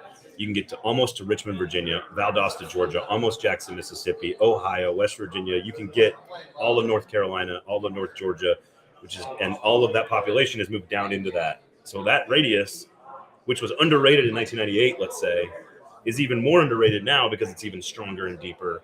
When I was in high school in 99, I played ball in Nashville. There were 5 Power 5 prospects in the mid-state area. Now there are 35 that signed. The 35th guy now gets a Mississippi State offer. And I was the 35th guy in 1999, and I got a Tennessee Tech offer. that's the difference in the growth of the recruiting base, and I think it's still going up. Like we're still flying high, and that includes Huntsville, that includes Kentucky, that includes all the areas that are within 6 hours of Knoxville. I think it's a great recruiting base, and it's not as good as Georgia's. Like Georgia has a better recruiting base, Florida has a better recruiting base, but it's still way better than 90% of college football teams, and I think that's slept on a lot in the conversation about Tennessee's ability to land top 15 classes. Well, and I think you would agree, too, that right now it's a bit of a cosmopolitan town in terms of people moving in. But if Josh Heupel's able to have success, sustain success, you can make it a Tennessee town. I use, for instance, my son, who's 18. He doesn't know Tennessee being a good program ever. I mean, he doesn't remember that. If you can have that sort of sustained success, I believe you have success 8-10 years down the line in recruiting in Nashville. Yeah, and it's funny. Like it's so funny to hear somebody say Nashville is so cosmopolitan. It's certainly gotten that way. Relative to Knoxville, it certainly is that. Relative to Atlanta, it's not even close to that, right? So it's all relative. But you're right about the sort of the growth of the town and the market and what it's going to be. And I don't think it takes, like, to your point, like when I think of the SEC theme song, when I think of the CBS music, I think of Florida versus Tennessee. Like that's what I think about. When you first hear that music, what's the first thing that comes to mind? Your son probably thinks Alabama or Georgia, right? Like when he hears that music, it's going to trigger a different memory than if you grew up in middle school and high school in the 90s, like I did. Sorry to date myself. But that is, even just last year, seeing them in those moments. Now, again, it'll be on ESPN in a couple of years, so it's a little different. But the point being that when they get to like 3 or 4 years, yes, that happens. Yes, it starts to ingrain into younger generations. But I honestly, this is where I have had so many arguments with people. Like, Tennessee didn't go anywhere. Like, they weren't, like, they made bad decisions. And every program makes bad decisions. They just continually made bad decisions. And now they've made good decisions. And now they're back to being relevant again because of that. And some of it was self-inflicted. Some of it was at the donor level. Some of it was at the president of the university level. Some of it was the 8th athletic director. Plenty of bad coaches that were hired that should never have been hired. But no program is immune to bad decision-making. So I don't think you need the 8 years of success to teach the younger generation. I think you've already done it with beating Alabama and beating Bryce Young with Hendon Hooker, as long as you stay aligned with the right people in charge, which I think they've done with Donde Plowman, Danny White, and Josh Heupel. That's alignment. That's consistency. They're all pulling in the right direction. I don't think it takes 10 years to do that. I think it takes resources and fans and good recruiting base, and they have all of that. They've never not had all of that. They just kept hiring bad people for the job.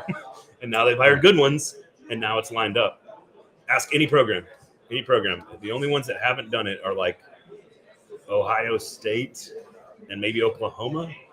But like other than that, USC's had tons of bad hires. Texas can't win. Texas should have all the national championships. They screwed up all the time. It took Georgia 40 years to win a national championship.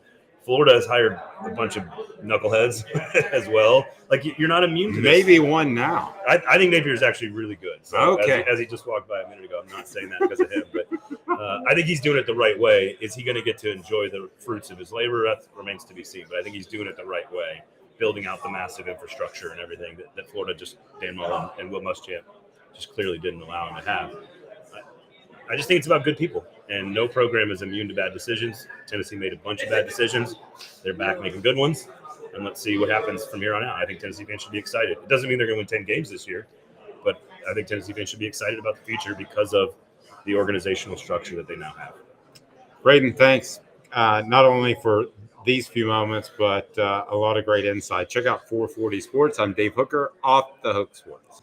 Braden Gall of 440 Sports. I'll remind you, go to crafttreats.com. Crafttreats.com. Use the promo code Off the Hook. That's Off the Hook. Get 20% off your pet treats. That includes the CBD treats that will help with your pet's digestive issues, or how about arthritis issues or anxiety issues. Crafttreats.com. Use the promo code Off the Hook. Crafttreats.com. Use the promo code Off the Hook. Some thoughts on SEC Media Days after this. Stay tuned. Off the Hook Sports. Sun, sand, and salt water, the beach is a very relaxing place. Unless you wear contacts. Ow! Open your eyes to the best the beach has to offer with LASIK vision correction from Campbell Cunningham Laser Center. Hi, Mike Davis here with City Heating and Air, reminding you to always dare to compare. Our team provides quality local heating and air service, installation, and maintenance across East Tennessee. We use only the best equipment like American Standard heating and air conditioning for your residential, new construction, or commercial needs. Honesty, dependability, and customer satisfaction have been the cornerstones of our business since 1961. City Heat and Air. Dare to compare.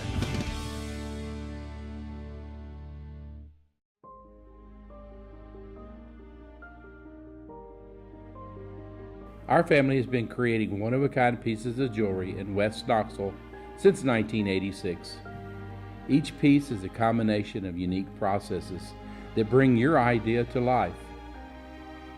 Every day in our shop, a truly special item with a story all its own is being manufactured in our facility, bringing the history and family sentiment into a whole new generation of life. We're grateful that you chose us to be Knoxville's best jeweler, a title that we value and respect. Because to me, being a jeweler and owning a jewelry store are not the same thing. I'm Rick Terry, I'm a jeweler, and we want to be your jeweler. Kingston Pike and Campbell Station Road in the heart of Farragut, and downtown on Gay Street right next to the Tennessee Theater. When you want a hard cider that's easy to enjoy, one that's crafted to perfection, you need Tennessee Cider Company. Some say it's the signature cider of the South. Others say it's the cure to your craving. They all say you'll savor every sip. With a selection of ciders free to sample, all it takes is one taste. Visit tncidercompany.com for more information, as well as to shop our ciders and merchandise online. Thirsty yet? Doors open at 10 a.m. Day 4, SEC Media Days with Caleb Calhoun and Caleb Jarreau. I am Dave Hooker, and this means Tennessee, and some guy named Lane from Oxford, Mississippi. That's what Day 4 means, so make sure you've got those notifications on. You've subscribed and liked, because we've got a ton coming up throughout the rest of the day, and a big show on Friday with several special guests that we're looking forward to, including a preview of Florida and more. We'll also visit with several of the media personalities there at the at SEC Media Days in Nashville, Tennessee. Let's talk a little bit about some feedback that we got from some teams that have been at SEC Media Days. In particular, I want to talk about the SEC East with Caleb Jarreau, who has had the print room absolutely manned. They call it the main room now because nobody prints anymore. But Kentucky's saying what? Yeah, so several Kentucky players, when I asked about last year's Tennessee game, said that they just weren't mentally focused going into it the looks like stadium. So they said that the rough season, Will Levis was dealing with some injury. It kind of all weighed on the team. It caused them to lack mental focus. But on the flip side of that, they made sure to say that this season will be different. They'll be ready this year. When Tennessee goes to Lexington, it's almost like they're going for that revenge game. What do you make of that, Calhoun? Is that good to have an excuse, or is it dumb to say that? I think it's dumb to say that, not because it's going to fire Tennessee up or anything like that. I think Tennessee dominates Kentucky anyway, but I think that does anybody who watched that game really believe that a lack of focus cost Kentucky in that one? I mean, that's a really hilarious thing to say. You know, actually, I did think they lacked a little bit of focus. I just thought the whole season, because of Will Levis injuries, Will Levis poor play, I thought they were ready for the season to be over. Yeah, but if anybody had a reason to not focus that game, it would have been Tennessee, because Georgia was the next week. Well, I mean, I'm not making excuses for them. Whether it's focus or listless, whatever word you want to use, it was something. I mean, I think we all can agree that they didn't play their best game. Is that fair to say? I mean, whatever the excuse is, I mean, I think Tennessee made them. I'm not one of those people who says people play sloppy all the time, but I think Tennessee made Kentucky not play their best game in that one. You can blame Will Levis injuries. That may have caused him to lose focus. He only threw for 98 yards that game, but the defense did not help them in any way in that game either. Hooker had his way. I think 3 touchdown passes that game, over 300 yards.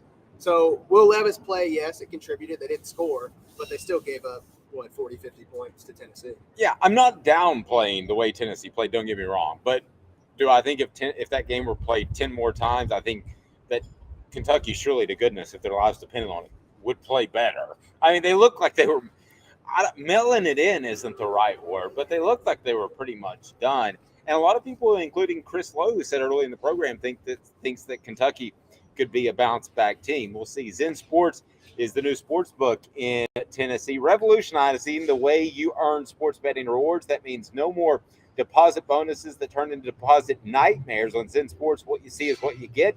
And with their cash rewards program, you get a lot of cash.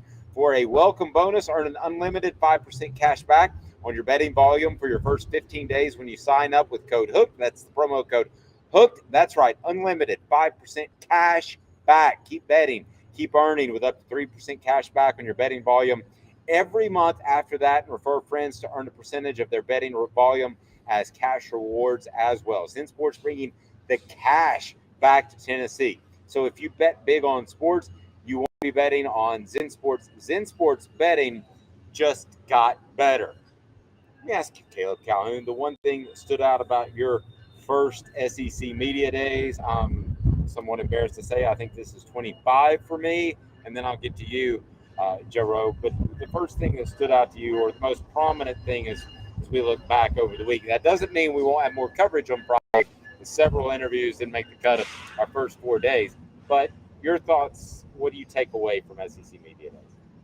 Nashville's got to update their infrastructure, man. They're building way too fast, and it was way too hard to get to the Grand Hyatt for an event. That's fair. Jarreau, what do you take away? He did take mine. I was going to say maybe not schedule the concert outside in the evening in Nashville with the weather. Last night, the Midland concert got rained out. Fan Fest. I'm sure Tennessee fans who were in Nashville were looking forward to that. That got rained out as well. SEC Nation had to move inside. So I feel like maybe the SEC needs to learn how to control the weather and make next year a little better. Yeah, based off some early mornings, I think some SEC media members need to maybe learn how to control their consumption of alcohol the night before. It was a rough couple of mornings for some of the media members. I did notice that.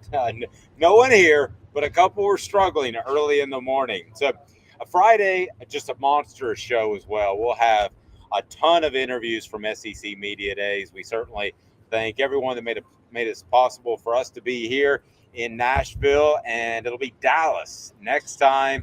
But I tell you what, it's been quite the week. SEC Media Days. Yes, Caleb Calhoun, what were you saying? Oh, no, I was going to say that before we get out of here, Jarreau wanted to bring up something I saw about Florida and Neyland Stadium and the swamp and what was said. Yeah, so Florida wide receiver Ricky Purcell told a little story today during his breakout session. He said when he came out of the huddle for the first play at Neyland Stadium, he just busted out laughing. He just couldn't hold it in. He had no idea that Neyland Stadium would be that loud. He said it compared to the swamp, but make sure to note that nothing is better than the swamp, but that Tennessee fans caught him completely off guard with the noise that night. Because if you think about it, a lot of these players haven't played in Neyland in full capacity because it was in the swamp in 21, and then 20, it was 50% capacity. So it's a very quiet stadium. It's a great point. We'll see if Tennessee can enjoy that home crowd environment against Georgia. I think Chris Lowe brought up a great point. He said he thought that Tennessee needed to beat one of the big three last year for the 2022 season to be considered a success. That's Florida, Alabama, and Georgia. They beat two of those. If they do so again this year, that would be incredible. If they can beat all three, probably playing for a national title. For the Calebs,